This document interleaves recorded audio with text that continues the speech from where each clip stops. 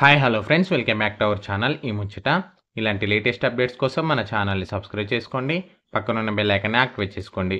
ఈరోజు ఈ వీడియోలో తెలంగాణ రాష్ట్ర ప్రభుత్వం రైతు రుణమాఫీ 2024 మార్గదర్శకాలు అనేది విడుదల చేయడం జరిగింది. ఈ రుణమాఫీలో భాగంగా రైతులు హర్షం వ్యక్తం చేస్తున్నారు. దీనికి సంబంధించి ఎవరు అర్హులు, ఎవరు అనర్హులు, ఎవరికి ఈ పంట రుణమాఫీ వర్తిస్తుంది అనే పూర్తి వివరాలు పీడిఎఫ్ ద్వారా ఇక్కడ చూడవచ్చు. ఇక్కడ చూసుకుంటే తెలంగాణ ప్రభుత్వం వ్యవసాయ మరియు సహకార శాఖ పంట రుణమాఫీ పథకం 2024 మార్గదర్శకాల జారీ ఇది ఈరోజు విడుదల చేయడం జరిగింది. ఇక్కడ చూసుకోవచ్చు వ్యవసాయ మరియు సహకార వ్యవసాయ శాఖ ఇక్కడ జీవో నెంబర్ ద్వారా ఇక్కడ రిలీజ్ చేయడం జరిగింది. ఇక్కడ వ్యవసాయాన్ని లాభసాటిగా స్థిరంగా కొనసాగేలా చేయడానికి తెలంగాణ రాష్ట్ర ప్రభుత్వం వ్యవసాయ సంబంధించి ప్రభుత్వం కట్టుబడి ఉందన్నట్టు తెలపడం జరిగింది ఉత్తర్వులలో. ఇక్కడ చూసుకోవచ్చు తెలంగాణ ప్రభుత్వం గ్రామీణ ఆర్థిక వ్యవస్థను పటిష్టించడానికి, వ్యవసాయ అభివృద్ధికి, రైతుల సంక్షేమాన్ని మెరుగుపరచడానికి ఈ పంట రుణమాఫీని ఒక అత్యవసర పెట్టుబడిగా గుర్తించింది. దీనికి సంబంధించి 2024 సంబంధించి రుణమాఫీ పంట రుణమాఫీకి సంబంధించి ఎవరికి వర్తింపు జరుగుతుంది అనేది ఇక్కడ చూసుకోవచ్చు. తెలంగాణలో మొదటిగా తెలంగాణలో భూమి కలిగి ఉన్న ప్రతి రైతు కుటుంబానికి 2 లక్షల వరకు పంట రుణమాఫీ వర్తిస్తుంది. అదేవిధంగా సెకండ్ వచ్చేసి ఈ పథకం స్వల్పకాలిక పంట రుణాల మాత్రమే వర్తిస్తుంది. ఇక్కడ చూసుకోవచ్చు తెలంగాణ రాష్ట్రంలో ఉన్న షెడ్యూల్ వాణిజ్య బ్యాంకులు, ప్రాంతీయ గ్రామీణ బ్యాంకులు, జిల్లా సహకార కేంద్ర బ్యాంకులు వాటి నుంచి రైతులు తీసుకున్న పంట రుణమాఫీకి ఇది వర్తిస్తుంది. 12 డిసెంబర్ 2018 నుంచి ఆ తర్వాత మంజూరైన లేక రెన్యువల్ అయిన రుణాలకు 9 డిసెంబర్ 2023 తేదీ వరకు బకాయి ఉన్న పంట రుణాలకు ఈ పథకం వర్తిస్తుంది. ఈ పథకం కింద ప్రతి కుటుంబం, రైతు కుటుంబం ఇక్కడ చూడవచ్చు ప్రతి రైతు కుటుంబం 2 లక్షల వరకు పంట రుణమాఫీకి అర్హులు. 9 డిసెంబర్ 2023 తేదీ నాటికి బకాయి ఉన్న అసలు వర్తింపయ్యే వడ్డీ మొత్తం పథకానికి అర్హత కలిగి ఉంటుందని ఇక్కడ మెన్షన్ చేయడం జరిగింది. వడ్డీ కూడా 2 లక్షల వరకు కట్టడం జరుగుతుంది.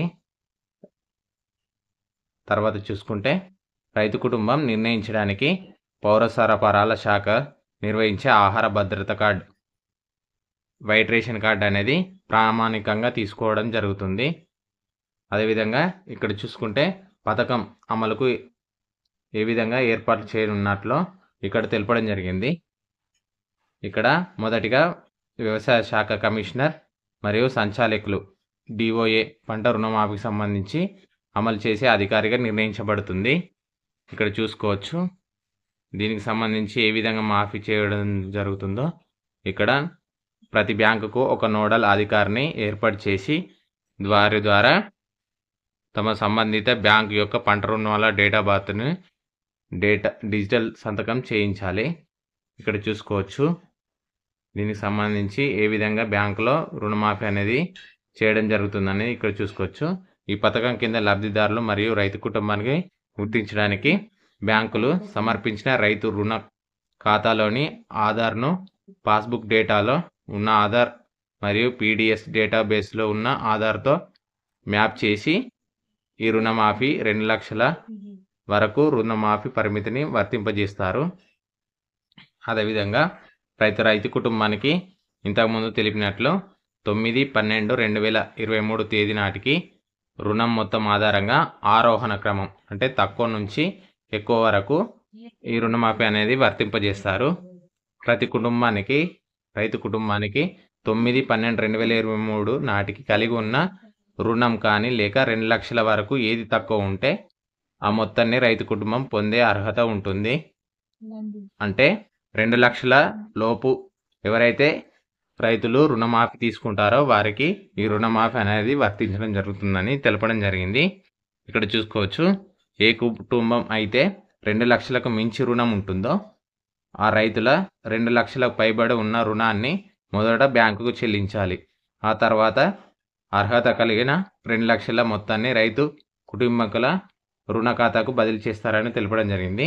ఇక్కడ చూసుకోవచ్చు 2 లక్షల కన్నా ఎక్కువ అనగా ఎగ్జాంపుల్గా 2,50,000 తీసుకున్నట్లయితే 50,000 మనం ముందుగా బ్యాంకుకు పే చేసినట్లయితే ఈ 2 లక్షల రుణమాఫీ అనేది వారి ఖాతాలో జమ చేయడం జరుగుతుందని ఇక్కడ తెలపడం జరిగింది. ఇక్కడ మొదటగా కుటుంబంలో రుణం తీసుకున్న మహిళల రుణాన్ని మొదటగా మాఫీ చేసి మిగులు మొత్తాన్ని దమాషా పద్ధతిలో కుటుంబంలో పురుషుల పేరు మీద ఉన్న రుణాలు మాఫీ చేస్తారని తెలపడం జరిగింది.